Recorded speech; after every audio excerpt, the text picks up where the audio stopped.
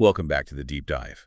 Our mission here is always the same. We take your sources, articles, research, personal notes, and cut right to the core, giving you the deep, synthesized knowledge you need. And today, we have an extraordinary portrait of a life that really defies easy categorization. Yeah, it really does. It weaves together the meticulous structure of a high-powered legal career with the boundless philosophical imagination of a prolific poet. That's right. We are embarking on a deep dive into the extraordinary life and philosophy of Manuel del Valle y Colón. And our sources for this are fantastic. They really are. We're drawing on detailed biographical notes that span decades of high-impact civil rights work, and I think most fascinatingly, we have excerpts from his latest poetry volume. And that's Omnibus Poetry 52. It is never too late to be early. Exactly. Okay, let's unpack this title immediately because it holds the key, I think, to his entire life's work. It is never too late to be early. Right. It sounds like a pure paradox. It does. But the source material tells us it's the central theme, this idea that traditional measures of timing, deadlines or societal pressure, Yeah. they're rendered irrelevant. Irrelevant by your personal presence, by the wealth of experience you've gained, and the intentional context you bring to any given moment. It's a fundamental redefinition of time. So being late doesn't matter if you arrive with the right tools. Precisely.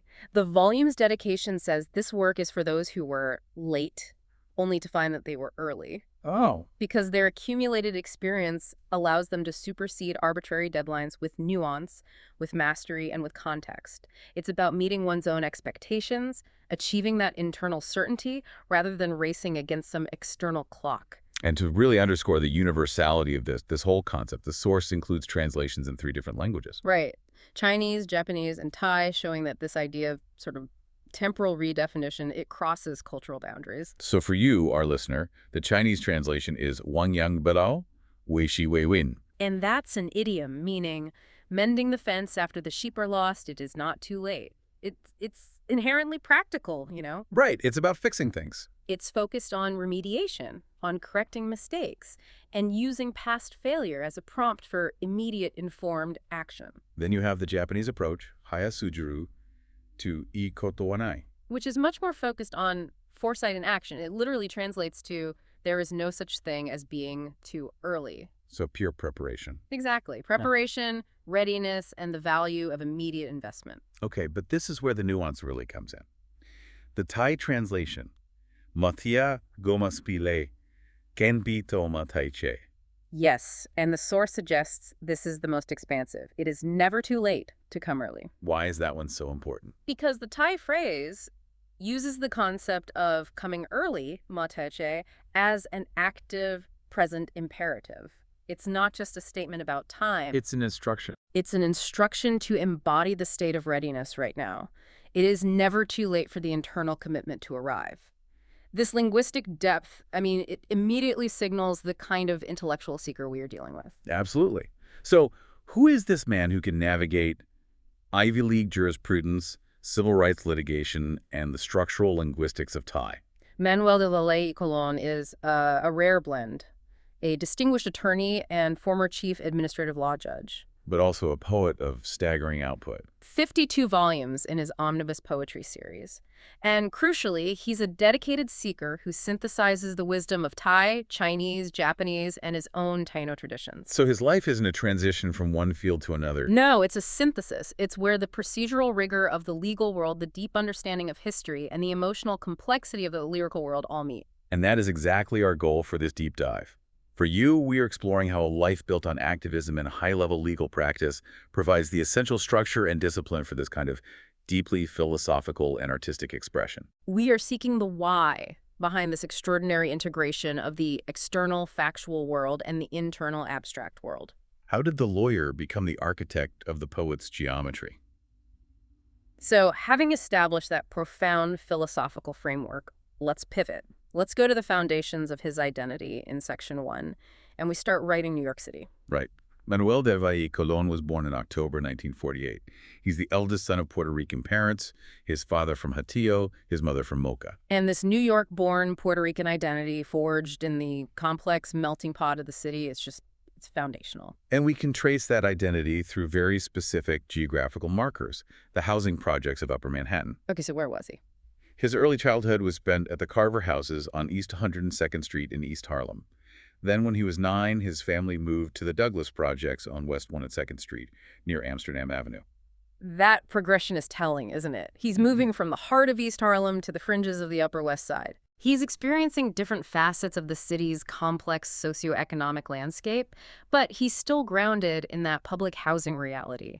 He attended PS 72 and PS 179 in Harlem. But then comes the jump. A huge jump, entering Brooklyn Technical High School in 1962. And attending Brooklyn Tech is a signal event in New York educational history. Oh, for sure. It's a specialized high school. You have to pass a highly competitive entrance exam.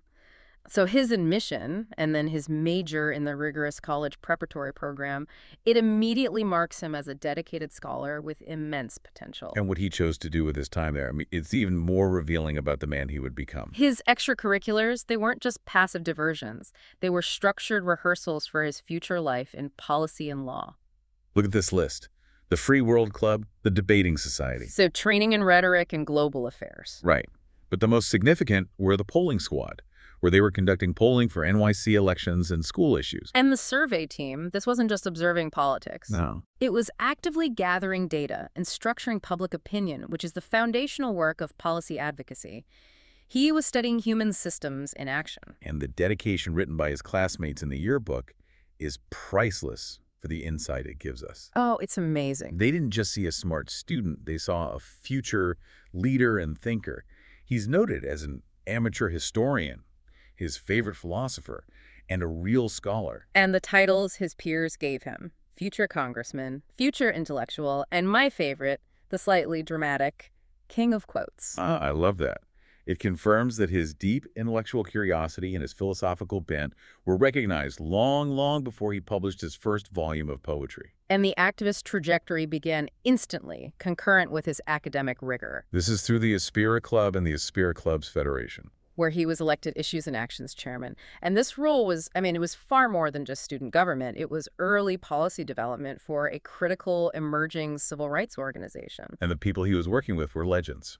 Absolute legends. He was trained by Antonio Pantoja, the founder of Aspira, an organization dedicated to the education and leadership development of Puerto Rican youth. He also worked closely with Wilfredo Caraballo, the president of the Federation, Yolanda Sanchez, and Isora Santiago. So this exposure shows that from his teenage years, his education was just. It was inextricably linked to advocacy. He was navigating the complexities of the New York public school system, analyzing systemic issues, and using the nascent power of community leadership and organized action to draft solutions.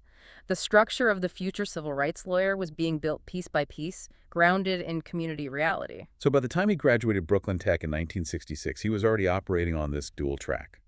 The scholar destined for elite institutions, and the disciplined grassroots organizer dedicated to fighting for structural change. Which brings us smoothly into Section 2, tracing how that powerful foundation led him through a truly unique and, intentional educational journey. Yeah, one that was constantly flexing between academic theory and on-the-ground activism. Exactly. This transitional path from 1966 to 1969, it demonstrates flexibility and a self-directed mastery of his own curriculum. It's such an unconventional, yet deeply effective, route. So immediately after high school, he was selected as one of only 47 students for the Yale Transitional Year program. And this program was designed to offer access to highly promising students from non-traditional academic backgrounds, preparing them for the rigor of the Ivy League system. It's the perfect stepping stone. A perfect stepping stone to Wesleyan University, which he attended from 67 to 69. But notice how he refused to let his learning just stay abstract. Right. During his time at Wesleyan, he secured academic credit for working directly on minority student recruitment in New York. I'm struck by that detail. He was literally taking his American Studies curriculum and applying it in the field. He was actively recruiting the next generation of minority students through the Edwin Gould Foundation and the Cooperative Program for Educational Opportunity. That's the definition of integrated learning. And his dedication to identity and self-definition deepened further when he was awarded the Huff Grant in the fall of '68 for research into issues relating to identity. And then he just expands his worldview significantly. Spring of '69 was spent studying Spanish literature in Madrid, Spain. But the global perspective, immediately grounded itself back in the local struggle. It always does with him. That same summer of '69, he was back in Puerto Rico studying history, literature, and political science at the University of Puerto Rico in Rio Piedras. And we know from the source that he used that time to prepare a syllabus and compile course materials on the history and politics of Puerto Rico. He was already assuming the role of an educator, an institutional builder. Which is precisely what he did when he transferred to Princeton University in the fall of 1969, majoring in history, Latin American studies, and Afro-American studies. He became an undeniable pioneer there. Absolutely. The source material confirms his foundational role in establishing a Latino presence at Princeton. He didn't just join an existing group. He founded it. He founded the Latino organization on campus and actively recruited Latino and Latina students for the undergraduate college. That is high-level organizational mastery applied to institutional change. And his academic impact mirrored that action. He successfully gained university approval for one of the first Ivy League seminars focused specifically on the history and politics of Puerto Rico. So he took the knowledge he compiled during his self-directed studies in Rio Piedras and just institutionalized it. Exactly, making sure that future students had access to this critical field of study. And here's where the intellectual structure he was building becomes, well, a weapon for social justice. His senior thesis was titled, A History as a Puerto Rican Student and Public Education, 1945-1969. And this wasn't some abstract document filed away in the library archives. Far from it. A critical chapter of that thesis was incorporated into a memorandum he drafted while interning for Senator Jacob Javits. The sheer efficiency of that pipeline scholarship translated directly into high-level policy advice is just stunning. And the ripple effect is immense. That memorandum was later published in the hearing before the United States Commission on Civil Rights.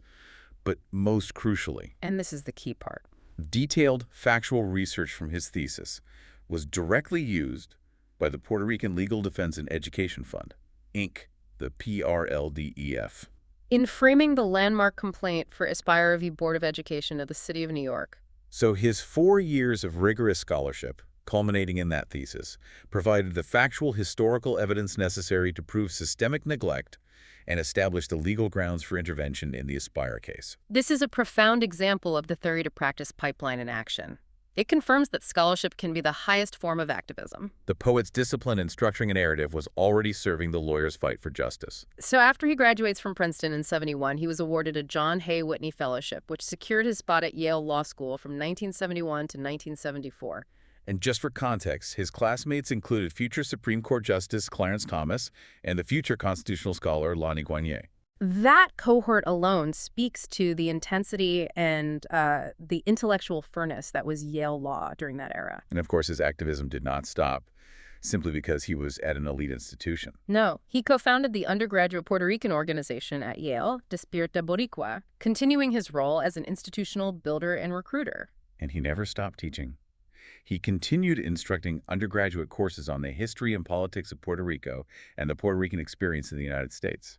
His role as a mentor during this formative period was profound. I mean, you can see it in the list of students who achieved prominence, including Gilbert Casellas, who became the first Puerto Rican chairman of the EEOC, and Judge Eduardo Padrón. He wasn't just absorbing knowledge, he was actively disseminating cultural and political power.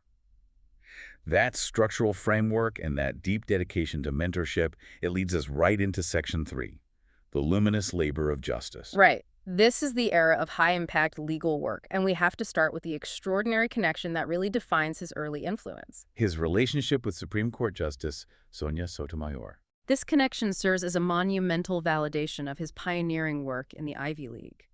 He was introduced to Sotomayor by Dr. Frank Ayala, the first Latino assistant dean of students at Princeton, while he was teaching there. Sotomayor was a student at Princeton at the time. And the depth of her respect is made concrete. I mean, it's just written down in the inscription she penned in his copy of her memoir, My Beloved World. She wrote, "Manuel, you are my first role model, someone with a passion for fighting for change. Thank you for all you've done for so many and for what you continue to do." That is a staggering statement. To be acknowledged as the first role model by a sitting Supreme Court justice. It just confirms his visibility and his impact as an early advocate. It underscores how critical his work was in showing young students of color that a path of high-level intellectual rigor combined with social activism was not only possible but necessary. It also highlights the fascinating network dynamics we touched on earlier. He was invited to her Supreme Court investiture. But by his Yale Law classmate, Clarence Thomas. Exactly.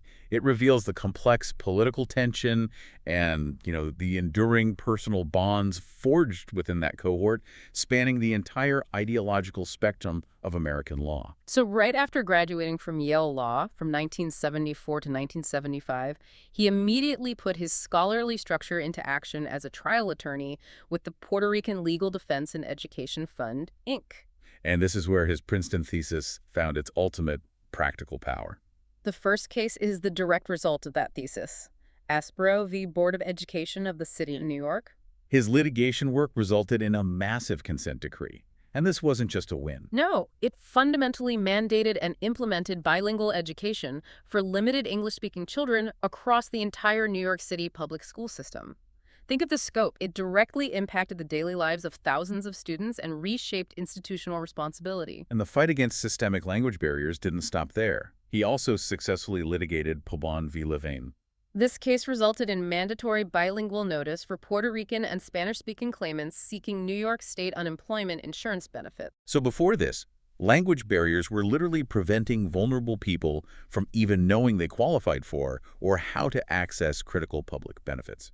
This is practical, life-changing justice. And this success marked the beginning of his dual professional focus: high-level federal service coupled with deep academic inquiry. So from 1975 to 1987, he served as a trial attorney with the U.S. Department of Labor, Office of the Solicitor, prosecuting federal labor law violations, maintaining the constant discipline work of a federal litigator. But the teaching never stopped. While prosecuting federal cases, he maintained simultaneous teaching roles. Adjunct associate professor at Fordham, visiting lecturer at Princeton School of Public and International Affairs and Yale College, and associate professor of law at New York Law School. He was constantly feeding back into the academic pipeline, ensuring the next generation benefited from his practical experience. His commitment to scholarly rigor then led him to these highly prestigious fellowships. In 1983-84, he was selected as one of only 17 Americans for a Rockefeller Foundation Fellowship. And that's a crucial signal. It shows that his academic interests were viewed as nationally significant, placing him among the elite thought leaders in the country. That fellowship took him to the London School of Economics and Political Science, where he prepared a thesis focused on the intricate legal history of the U.S. Supreme Court's decisions regarding Puerto Rico. And this wasn't just a history paper. It was an analysis of the jurisprudence, the philosophy of law, as it was applied to the island's legal status. The work was published in the Revista Jurídica de la Universidad Interamericana de Puerto Rico, cementing his authority on the topic. He followed that up in 86-87 with a Ford Foundation Fellowship, selected by the Inter-University Program for Latino Research. And his goal was deeply systemic, investigating the legal problems associated with national origin discrimination against Hispanics. This research culminated in a massive 400-page monograph. Think about the discipline required to produce that level of specialized, focused legal structure while maintaining a full-time legal and teaching schedule. It's incredible. And the findings were groundbreaking. They were published as the article "Toward a Language-Based National Origin Modality" in the Harvard Journal of Hispanic Policy. We have to pause here because this term, language-based national origin modality, this is critical. It defines his contribution to civil rights law. Okay, let's unpack this for you, the listener. What does it mean in practice? Well, traditional discrimination law often focuses on ethnicity or race, right? Right. Del Valle Colón's work pushed for the law to shift its modality to language itself. He argued that when institutions enforce rules that systematically disadvantage Spanish speakers, even if those rules appear neutral on their face, They constitute discrimination. they constitute discrimination based on national origin because language is so inextricably linked to identity and origin. So it provides a more robust legal framework to challenge policies that might seem innocuous, like only providing forms in English, but which effectively block access for entire communities. Exactly. He provided the necessary legal structure to defend cultural identity in the court of law. This authoritative background led him directly into leadership in state government. From 1991 to 1995, he served as the chief administrative of the New York State Division of Human Rights, the oldest human rights agency in the country, and the chief administrative law judge. He was the first Puerto Rican to hold that crucial position, and he immediately used his authority to prioritize contemporary social justice issues. Yeah, the source notes that he made the adjudication of racial and sexual harassment cases, along with emerging AIDS discrimination cases, of the highest priority. He directed the agency's structural focus toward the most vulnerable and pressing human rights concerns of the era. His later career included some time in healthcare management, but the arc of his life returned him to his roots and the rule of law. From 2004 to 2020, he served as an administrative law judge, then chief administrative law judge, for the Social Security Administration in the San Juan Hearing Office in Puerto Rico. His physical and professional journey mirrors the movement and return often explored in his philosophical writing. Now we make the pivot to Section 4, the poetic synthesis. After detailing decades of building the most meticulous legal and scholarly structures, we have to ask, what does the architect do when he retires from building statutes and policy? He applies that same discipline to creating meaning, and the output is just astonishing. 52 volumes in the Omnibus poetry series. This sheer volume isn't just about writing. It reflects a deep, sustained need for internal structure and expression. And the breadth of the titles shows the scope of his internal exploration. You've got academic reflections like Yale, Wesleyan, Princeton, travel like Spain and Morocco, or Australian outtakes and Chinese tears. And then these esoteric philosophical concepts, the geometry of love, Yuang desire, gaps and connections, and then personal passions, fencing, goddesses, pandemic. It's a complete mapping of a life through lyrical structure. And the latest volume, LII, It Is Never Too Late to Be Early, provides a perfect framework for understanding his current philosophical synthesis. We have to start with his core concept. Love is structure, not sentiment. This is where the lawyer's mind absolutely informs the poet. He defines love by its concrete form, its shapes, its limits, angles, tensions, and balances. So it's experienced spatially, through posture, touch, balance, applying geometric principles to emotional architecture. That's right. Love is treated as an intentional, negotiated construction, much like a legal contract or a carefully drafted statute, not just a passive feeling. And that structural view extends to his other themes, right? Knowledge, discipline, self-formation. Yes, constantly emphasizing learning, discipline, and self-refinement as the pathways to personal mastery. He even extends this geometry to the natural world. Nature, for him, isn't chaotic. No, it's geometric order learned through bodies, mistakes, fragments, shared paths. And this need for precision is coupled with the importance of perception and reflection, the goal of seeing truly without the need to own or control, respecting boundaries and proportion. If we connect this to the bigger picture, this ethos perfectly aligns with that of a seasoned human rights advocate. Absolutely. The lawyer spends his career fighting to protect legal boundaries and proportions, rights. The poet applies that same rigor to spiritual and emotional boundaries. Let's look specifically at the prose introduction to the volume, pages 32-33. This section is the clearest articulation of the central theme, the call for presence and intentionality, the very definition of being early. The core message is powerful in its simplicity. Just being there is all that matters in life.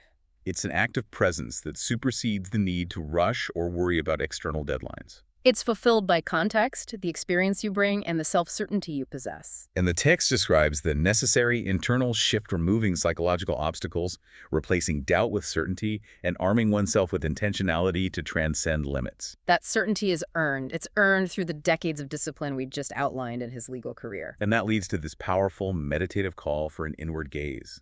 That the sight be turned inward, that the world can see the essence of who you are in the reflection of the dawn. He links internal self-knowledge, the essence of the self, to the cyclical renewal of the natural world.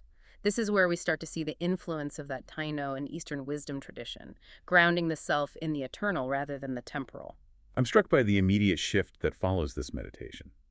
The stark thematic conflict between urbanity and nature, it feels like a deeply personal reckoning. It really does, like a reckoning between the high-status life he pursued in New York and the grounded life he found in Puerto Rico.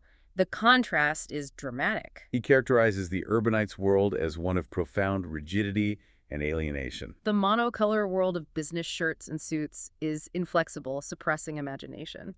The city, he says, is indifferent to your presence, let alone your needs. The urban setting is where humanity is lost in structural indifference, the very problem the human rights lawyer spent decades fighting. Exactly. And conversely, the rural village life is defined by freedom, resilience, inherent meaning.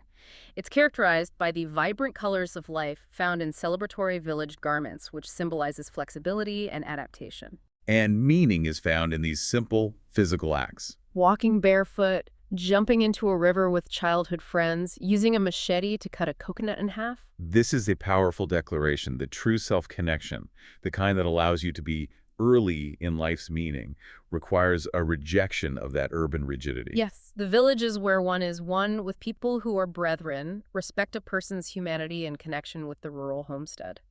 The mastery of facts in the city ultimately leads him back to the simple, resilient truths of the land. Okay, let's move to section 5, diving into some specific poetic metaphors and myths that brilliantly illustrate this philosophical geometry and intentionality. Yes, and we can start with the simple yet profound act of physical intimacy detailed on pages 35 and 36, resting heads on shoulders. The passage focuses on the act of resting as a profound release from the world's constant tension. He says when lovers rest their heads on each other's shoulders, all problems disappear, time collapses, retreats, and become irrelevant. It achieves a state of mere presence, comfort, and support. This is the highest expression of that presence and intentionality theme we were talking about. And the geometry is perfect. Two separate entities finding a shared center of gravity that just dissolves the external world. It's described as sacrificing a moment in order to achieve an eternity of two souls melting away the barriers that exist. So he's defining intimacy not by passion, but by structural convergence. Right. And the philosophy then applies this lens of intentional structure to pain and recovery. This is on pages 40 and 41. He acknowledges that pain is analyzed by its duration, but he quickly shifts the focus entirely away from the victim to the intentionality and presence of the healers, parents, spouses, or grandparents. He argues that recovery is not a miracle, but the patient process relying on the body's own capacity to heal. Which is facilitated by the intentional structure of care provided by the community. The tools used span time and culture, from ancient practices to current medications. That beautifully synthesizes wisdom and modernity. Much like his own life, synthesizes Taino heritage and Ivy League law. And the presence of the caregiver, that intentionality, that's the catalyst for healing. Next, we encounter a metaphor for destiny and early self-recognition. The power of the found object. Specifically, the child finding the conch shell on pages 47 and 48.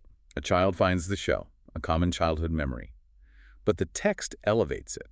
The shell doesn't just hold the sound of the sea, it possesses him, igniting his imagination, liberating him from expected traditional roles. It inspires him to become a sailor and travel the seas, an act of destiny that allows him to arrive early at his life's goal. So this small, seemingly insignificant object becomes a catalyst for profound internal strength. It reinforces the paramount philosophical lesson of the volume. It is in the small things that life's meaning is to be found. The shell, a piece of natural geometry, generates the strength for the child to be bold, to commit to his internal path, proving that being early is about recognition, not age. Okay, and here's where the poet gets truly inventive, dipping into deep mythology with the fantastical story of the two moons on pages 66 and 67. This serves as a cosmic lesson in emotional consequence and sacrifice. So, in this origin myth, Earth once had two moons. Right. One falls in love with Venus and is accepted. The other falls in love with Mars and is rejected. Okay. And the unrequited love and the attraction to its successful sister is so great that the rejected moon violently explodes into 1,000 stars, all meant to light the path for its surviving sister. What a dramatic visual. And the consequence of that sacrifice must be intense. Oh, it is. The surviving moon, seeing her sister's immolation, gives up her love for Mars, the god of war.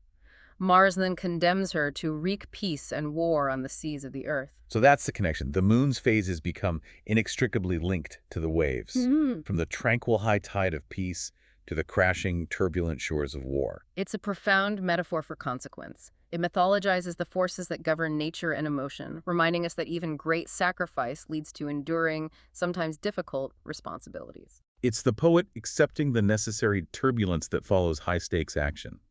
Something the lawyer who fights landmark civil rights battles understands deeply. And finally, let's examine his philosophy on intimacy outside of external scrutiny, the necessity of secret love. This is on pages 69 and 70. He argues that secret love, whether forbidden or simply private, emboldens the lovers. And why? Because it is not subject to societal judgment or critique.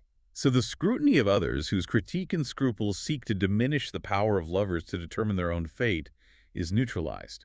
It's a claim for emotional sovereignty. And this freedom from external review allows for incredible imaginative play.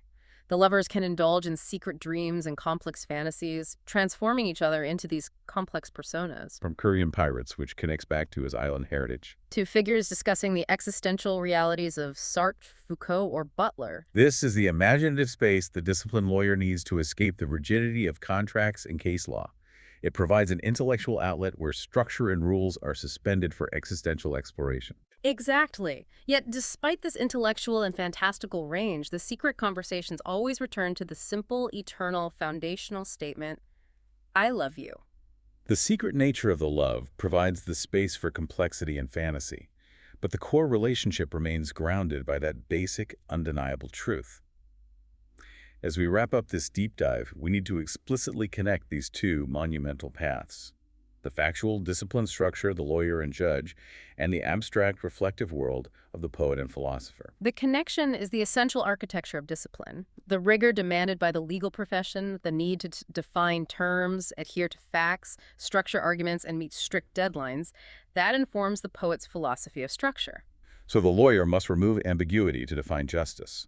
And the poet removes artificial barriers to define meaning, but both pursuits demand intellectual precision.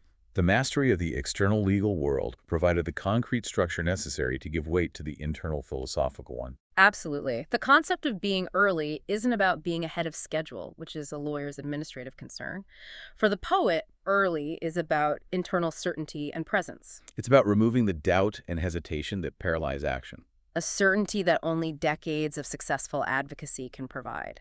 His life demonstrates, without a doubt, that profound intellectual and social contributions, like the landmark legal victory in Aspera and the scholarly work defining national origin modality, can exist in perfect harmony with a deeply spiritual and creative inner life. A life that embraces poetry, cultural memory, and the geometry of emotion. The external mastery of facts provides the rigor needed for the internal exploration of meaning. So what does this all mean for you, the learner? I think the final takeaway from the life of Manuel de Valle Colón is that integration is the key to a deep, impactful life. His journey shows you don't have to sacrifice social impact or professional discipline for internal discovery and artistic expression. You can be a legal scholar whose research is cited in landmark civil rights cases, and you can simultaneously be writing Omnibus Poetry 53 about the intentional construction of love, the wisdom of Taino ancestors, and the mythology of exploding moons. The intentionality he applied to recruiting students for Princeton is the exact same intentionality he now applies to choosing every word in a stanza about self-refinement. And finally, a provocative thought to leave you with, drawn from the final pages of the source material. We're presented with the story of an artist, an analog to the poet himself, who finds relief from a terrible, commanding boss. He realizes that his lifelong childhood dream of achieving status in the indifferent urbanity of the city is worthless. Instead, he turns to his paintings on a Puerto Rican beach, declaring he will determine meaning through his art, much like the winds determine the waves' placement. And this raises the ultimate question of his entire philosophical framework. If the greatest external successes, the Ivy League degrees, the high-status career, the legal authority, ultimately lead one back to the simple truths of nature and art, to the barefoot sketches of his life. Then what is the true definition of being early in life's journey? Is it starting the internal reckoning before the external race is even won? Or is it simply having the courage to abandon the external race when the internal answer is finally clear? Something to ponder as you reflect on your own dual paths of discipline and discovery. Thank you for diving deep with us.